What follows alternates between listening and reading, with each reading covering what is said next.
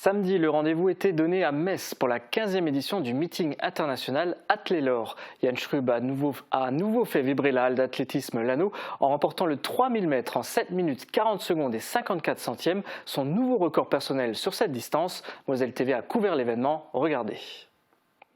Le meeting Metz-Moselle Athlor était riche en internationaux et en performances.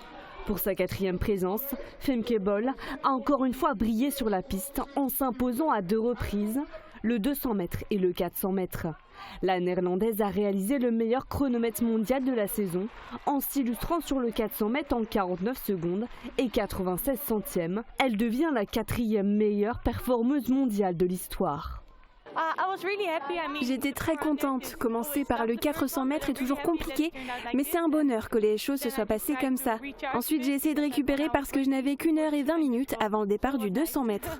Pour son unique meeting en salle, le Sarregueminois Jan Schrub a fait vibrer la foule en remportant le 3000 mètres dans un nouveau record personnel, 7 minutes, 40 secondes et 54 centièmes. Je voulais quand même voir un peu ce que je valais, même sans forcément bien préparer cette course-là. Et j'ai montré vraiment que j'avais les cannes pour courir sur des bases de 2,35, voire moins de 2,33. Donc voilà, j'espère que ça va continuer. En tout cas, je donne le meilleur de moi, même si pour moi cette course n'avait pas d'importance. C'est ce que j'ai dit hier, c'est que je prendrais des risques. Et voilà, j'ai commencé à attaquer assez tôt, à 600 mètres de la ligne, et c'était payant pour moi, donc vraiment content. Le Messin d'adoption Christophe Lemaître, double médaillé olympique et fidèle au meeting, n'a pas pu faire mieux que la 7e place avec un temps de 21 secondes et 74 centièmes sur le 200 mètres. Toujours en chemin pour retrouver son meilleur niveau, le sprinter continue de se tester. J'ai pu faire un 200 même sans préparation spécifique à fond, sans blessure également, donc c'est déjà une très bonne chose. Et c'est vrai que ça a été compliqué de faire mieux compte tenu de la préparation qui n'était pas du tout adaptée pour une saison en salle, où c'était vraiment, comme je dis, plus des sorties pour se faire plaisir avant de retourner au travail dès le lendemain.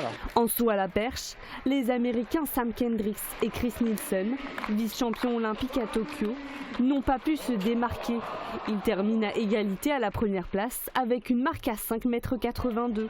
Les Français, Thibaut Collet et Ethan Cormont, ont bien résisté en validant tous deux un saut à 5,72 m. Avec ces performances, les athlètes lorrains et internationaux ont fait vibrer l'anneau. Que le prochain cross qualificatif de Jan Schrub aura lieu le 26 février à Albufeira au Portugal. L'objectif, accéder aux mondiaux de Budapest cet été. Voici les autres résultats des coureurs de l'ASSA au meeting Athlélor. Léa Kimmel, 19 ans, a couru le 800 mètres junior. Elle a terminé 4e de sa série avec un chrono de 2 minutes 13. Chez les seniors féminines, Émilie Jacot-Claude, spécialiste de semi-marathon, a couru le 3000 mètres en 9 minutes 30. Sa meilleure performance en salle, ce qui lui a valu la 7e place. Et Neil Barral-Christen, 16 ans, a couru le 1000 mètres cadet et a terminé 3e de sa série en 2 minutes 48. Alors tout ça, c'était pour ceux qui ont couru ce week-end. Il y en a d'autres qui ont sauté, comme les cavaliers du Sarreguemines Jump. Oui, Julia, les sessions de concours de saut d'obstacles continuent pour les cavaliers et cavalières du Sarreguemines Jump. Hier se tenait le 4e de la saison à domicile. Plus d'une dizaine de clubs environnants ont participé à toutes les épreuves de la journée. Une épreuve spéciale a même été organisée en lien avec le carnaval. Retour sur l'événement avec Jules Lefébure et Thibaut Desmerlet. Plus de 90 cavaliers du secteur se sont réunis au Sarreguemines Jump pour un nouveau CSO, concours au saut d'obstacles. Une compétition qualificative qui permet d'engranger des points pour espérer se qualifier au championnat de France d'équitation. Ils se dérouleront à partir du 22 juillet. Le club s'était qualifié l'an dernier avec une équipe et une personne en individuel. Alors chez les jeunes, il y en a quelques-unes qui se démarquent, mais pour l'instant il est un peu trop tôt par rapport au niveau des points. Mais bon, certaines en ont aussi en fait accumulé aujourd'hui. Donc on verra, en tout cas on l'espère comme l'année dernière, de pouvoir emmener quelques petites cavalières au championnat de la Motte. Une trentaine de cavaliers du Sarreguemines Jump ont participé au long programme de la journée. Elle a débuté avec les épreuves préparatoires et a continué avec les épreuves dans les différents niveaux, allant des plus bas au plus haut. Plus la difficulté augmente, et plus les hauteurs des obstacles sont grandes. En début d'après-midi avait lieu l'épreuve de club spécial relais à 4 où seule l'équipe sarregueminoise a participé en étant déguisée. Le club voulait faire un parallèle avec la cavalcade qui se déchaînait en ville. Pour moi ça s'est passé super, pour ma sœur aussi. Après il y a quelques petites dérobades de la part de Flash, mais sinon au top. On s'est toutes les 4 éclatées, c'était super. Mais on a demandé en fait à notre juge s'il était possible de faire cette petite épreuve, tout simplement pour faire un peu de bonne humeur et un peu d'originalité sur un CSO. Les épreuves s'enchaînent et une des cavalières du club s'est notamment illustrée en finissant 3e du classement Grand Prix niveau Club 2. Il s'agit de Manuela Cordari. En tout, 14 cavaliers et cavalières du Sarreguemines Jump étaient bien classés dans leur catégorie. Le prochain CSO sera le mois prochain aux écuries Maillère à Lemberg. Le prochain rendez-vous à domicile, ce sera le dimanche 19 mars avec un challenge équifile, une discipline qui se pratique à pied. Le principe, faire réaliser plusieurs exercices à son cheval en utilisant le langage corporel et la communication vocale. Et ça change de l'équitation traditionnelle. David, on quitte le manège, direction les épreuves de tir ? Oui, la semaine dernière, la société d'escrime et de tir de beach était au championnat de France de tir à Montluçon dans l'Allier. Une semaine de compétition à laquelle 16 tireurs beachois ont participé. Au programme du pistolet et de la carabine en 10 mètres. À la carabine, Jade Bordet a décroché une médaille de bronze en finale. En équipe mixte avec Emilien Chassa, elle a terminé à la 5e place. Emilien Chassa terminera 8e en individuel. Au pistolet vitesse, Claire Roman s'est hissée en finale et termine à la 4e place. Au pistolet standard, Yacine Ouchani décroche la première place et ramène la première médaille d'or de ce championnat à beach.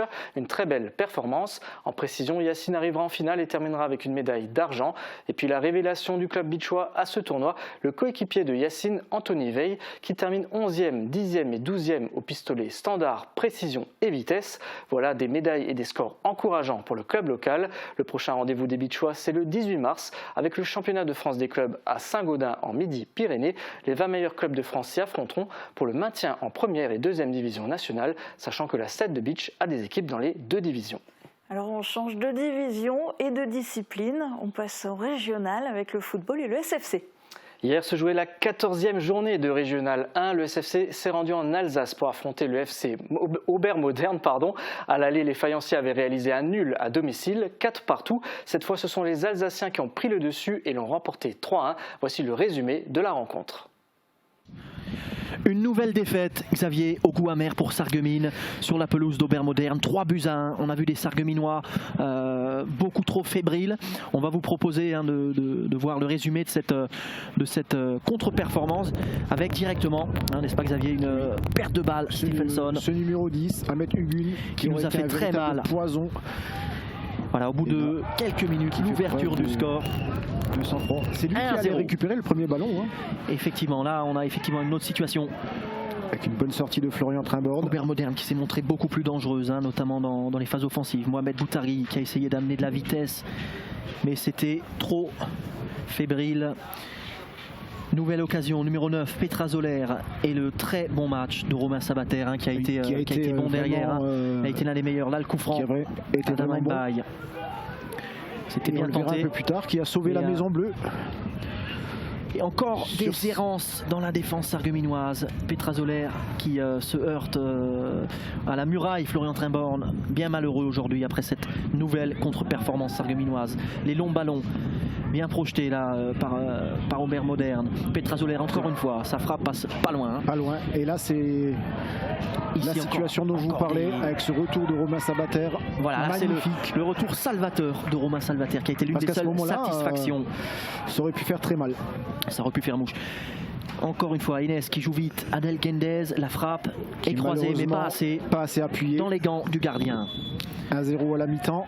Tout était encore possible pour les Sarregueminois, mais la performance qu'a délivrée aujourd'hui les joueurs de Jamel Ferjani est plus que décevante. Encore une bonne sortie de Florian Trimborn. Qui a fait son match, qui a encaissé des buts aujourd'hui, mais qui était présent. Il a été présent malgré la grande difficulté. Mohamed Boutari. Une occasion. Là c'était l'occasion rêvée. Dommage. Là c'était l'égalisation d'égaliser. Ça passe vraiment pas loin pour Adèle Gendez. Et là une perte de balle bien malheureuse de la défense sarregueminoise. Petra Zoller qui n'a qu'à ajuster Florian Trimborn. Une action et un but qui est vraiment à l'image de cette rencontre. Effectivement. Petra Zoller encore une fois. Pour Hugun et là, ici c'est la douche froide, c'est le coup de massue. 3-0. 3-0. À ce moment-là, c'était vraiment très compliqué. Que ce fut difficile. Encore une occasion pour Obermodern d'aggraver le score. La frappe lobée atterrit derrière les cages de Florian Trimborn. Le retour d'Evans qui laisse le ballon à l'attaquant. Encore une fois Petra Zoller, et là on a frissonné parce qu'ils ont eu des occasions très franches. Parce que ça faisait pratiquement 4-0. Ici, une occasion bien timide pour Sarreguemines. Les Sarregueminois, les supporters ont eu peu de choses à se mettre sous la dent. Le but Sarregueminois du pied gauche. Gardons la satisfaction que c'est son 5e but. Oui. Mais aujourd'hui, Xavier, on a vu clairement une équipe qui ne s'est pas mis au niveau de cette rencontre-là. On attendait tous beaucoup mieux et on est tous, je pense, très déçus parce qu'aujourd'hui, Sarreguemines réalise la contre-performance qui va tout simplement nous glisser vers le bas, puisque signalons qu'avec 17 points, on a 3 points de partie de classement.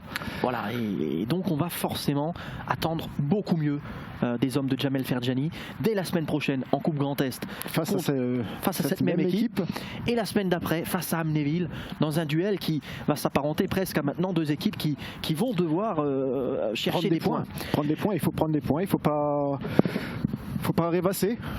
Il faut gagner des matchs, il va falloir produire autre chose que ce qu'on en a vu aujourd'hui. Alors certes, la performance de Sarreguemines n'a pas été bonne, mais on a vu une très très bonne équipe d'Obermodern qui a joué sur ses qualités, qui est allée vite vers l'avant, qui a été tranchante, qui a été efficace. Et c'est un résultat qui reflète la physionomie du match, une victoire méritée pour Obermodern aujourd'hui. C'est triste pour Sarreguemines. Mais c'est le foot. Mais c'est le football. Voilà, on a une nouvelle défaite qui fait mal pour les Sarregueminois, mais malgré tout, gardons le positif, il faut se remobiliser, il faut aller chercher la suite, gagner des points et faire beaucoup mieux. On se retrouve dès la semaine prochaine, d'ici 2 semaines pour la reprise du championnat, puisque la semaine prochaine c'est la Coupe Grand Est. Allez, on se dit à bientôt. À très bientôt. Salut. Et c'est donc la seconde défaite depuis la reprise. Il y a 10 jours, le SFC s'inclinait face au leader Thionville-Lusitanos 4-1. On écoute la réaction du coach Jamel Ferjani. Un bilan négatif, forcément, avec une lourde défaite et une manière de jouer qui aujourd'hui ne m'a pas du tout plu. On a un manque d'engagement, un manque de combativité, des choix qui n'ont pas été les bons, des buts offerts sur des pertes de balles, sur un terrain compliqué. Voilà. Aujourd'hui, on n'a pas compris le scénario du match.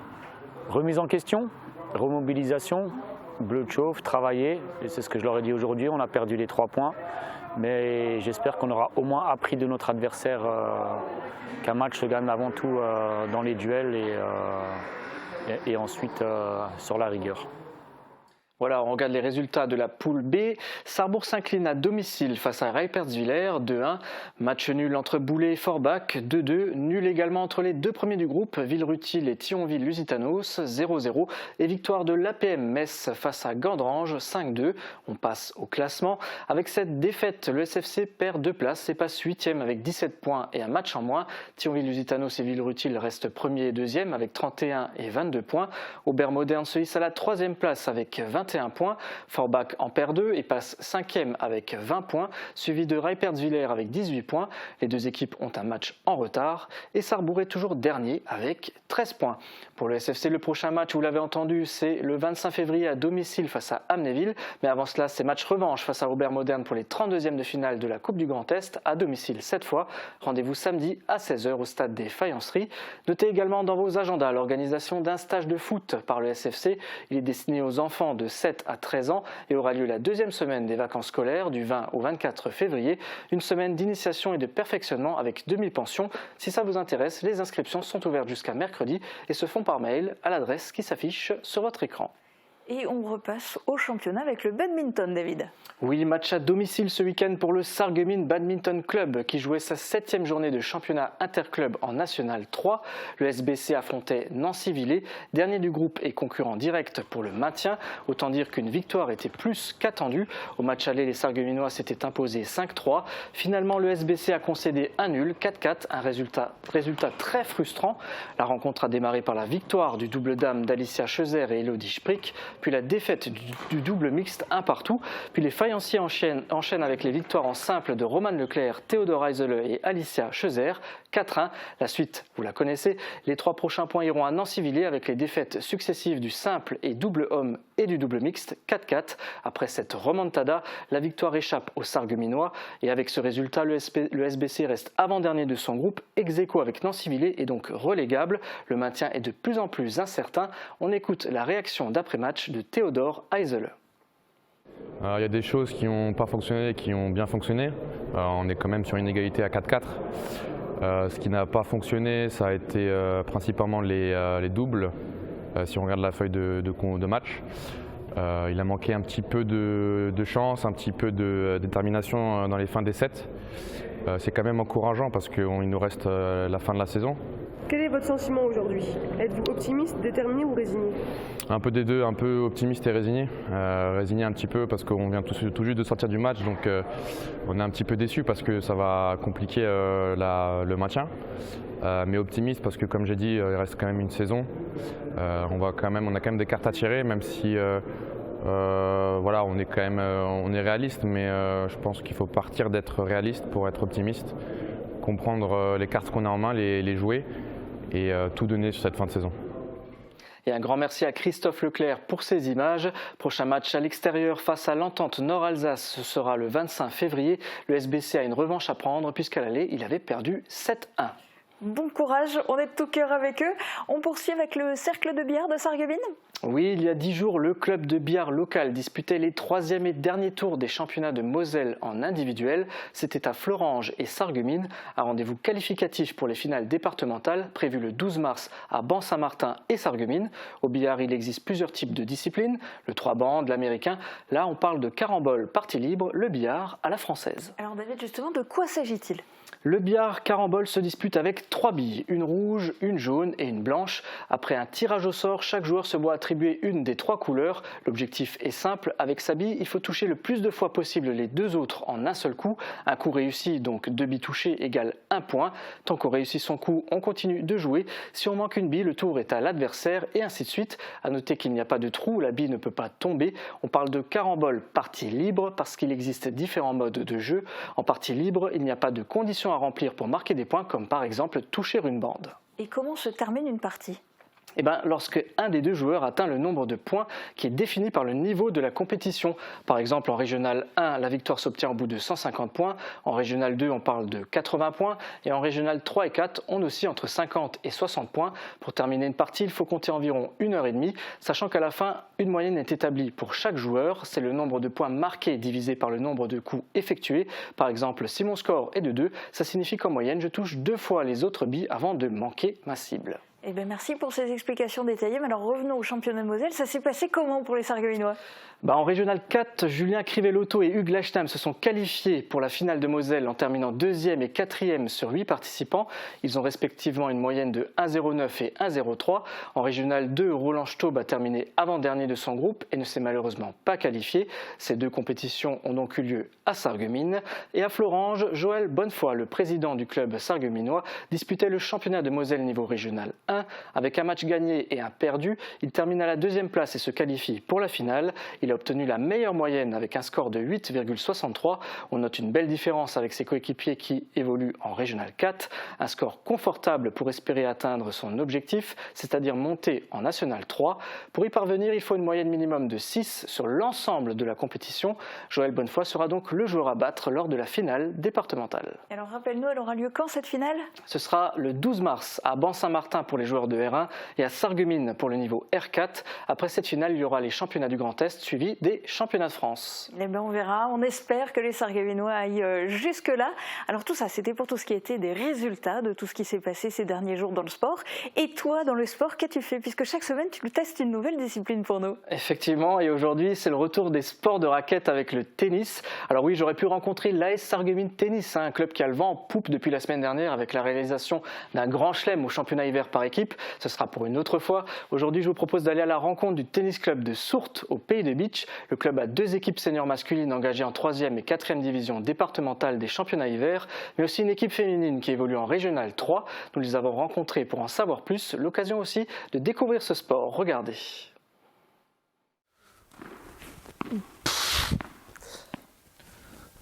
Oh, mais c'est pas possible. Bon, je crois qu'il faut que j'aille m'entraîner là, parce que là, ça va pas du tout.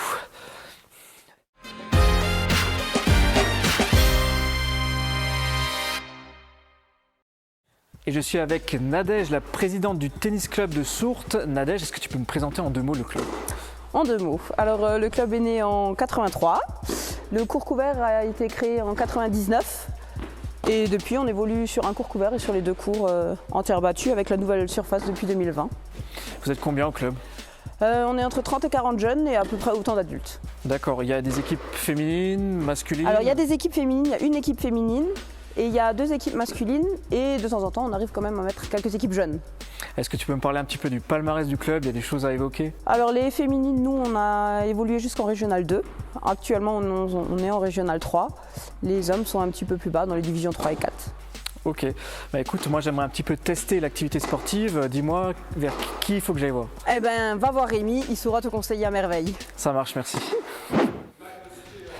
Bon Rémi, Nadège m'a dit que c'est toi qui allais m'initier un petit peu au tennis. Toi tu es le coach du club, c'est ça? Effectivement, ouais, je suis un des coachs du club. Alors dis-moi, par quoi on commence? Bah écoute, la chose la plus simple pour commencer, c'est déjà d'essayer de frapper la balle pour qu'elle passe au-dessus du filet.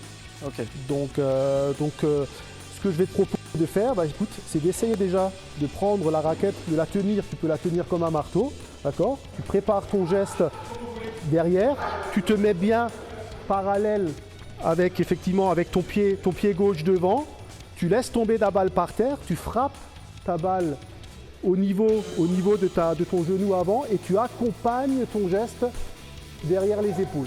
Ok. D'accord? On essaye? On peut essayer. Bah écoute, c'est pas trop mal. Je te propose d'essayer encore une fois. Lance bien ta balle devant toi. Ouais, super. Encore une fois. Bien devant toi, accompagne ton geste. Ah, celui-là est loupé. Celui-là est loupé. Là, écoute, hein. C'est jamais facile du premier coup. Ouais, très bien.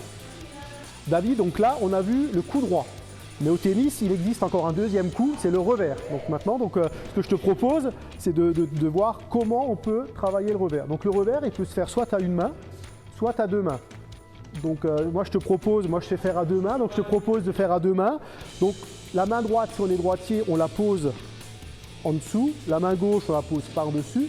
Et donc, pareil, on essaye de préparer son geste derrière. On frappe sa balle droit devant soi et comme au coup droit, on accompagne toujours son geste là. Ok. On voit la balle devant toi. Alors laisse-la rebondir. Ok.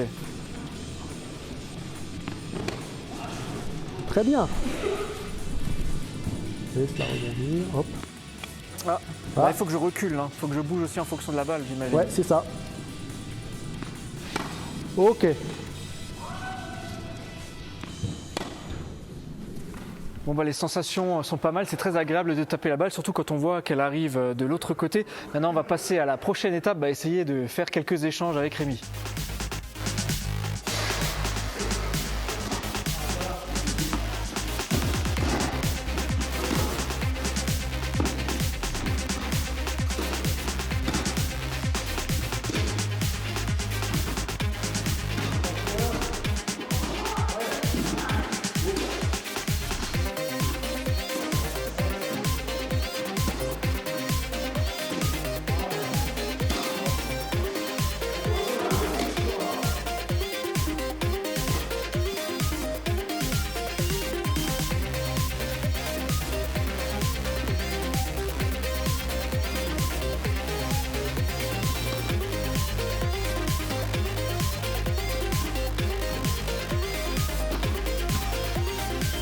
Bon je crois qu'on a fait peut-être 2 ou 3 échanges au maximum.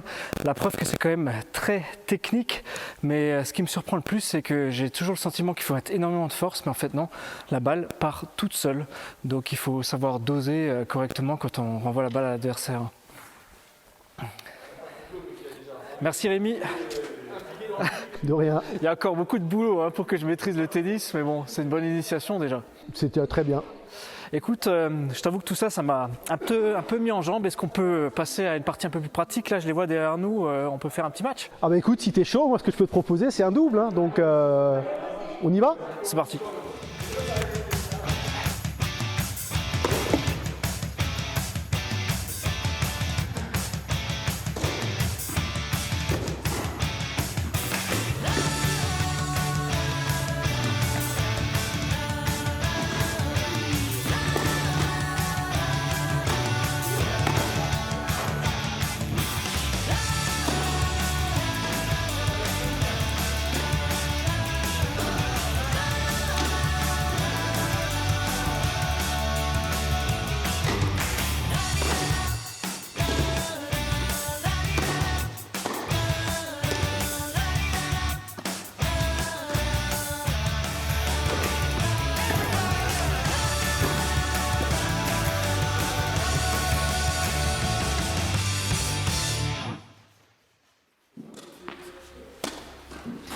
Pauline, oui. Nadège m'a dit que tu fais partie de l'équipe féminine Fagnon du club, l'équipe 1 en fait. Ouais, c'est ça.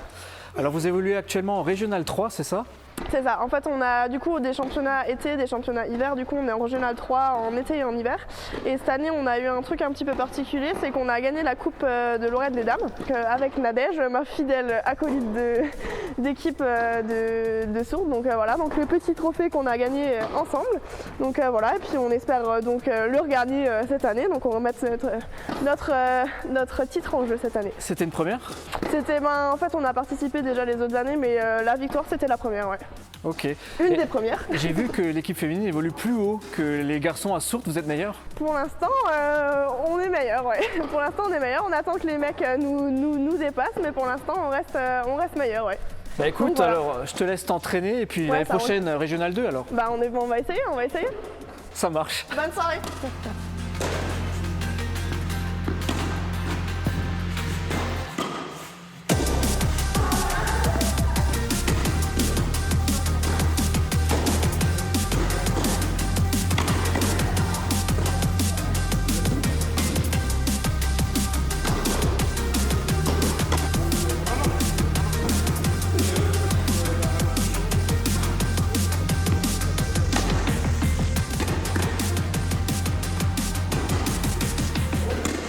Alex, tu fais partie du tennis club de Sourdes, tu es prof d'EPS. Avant de faire du tennis, qu'est-ce que tu faisais comme sport?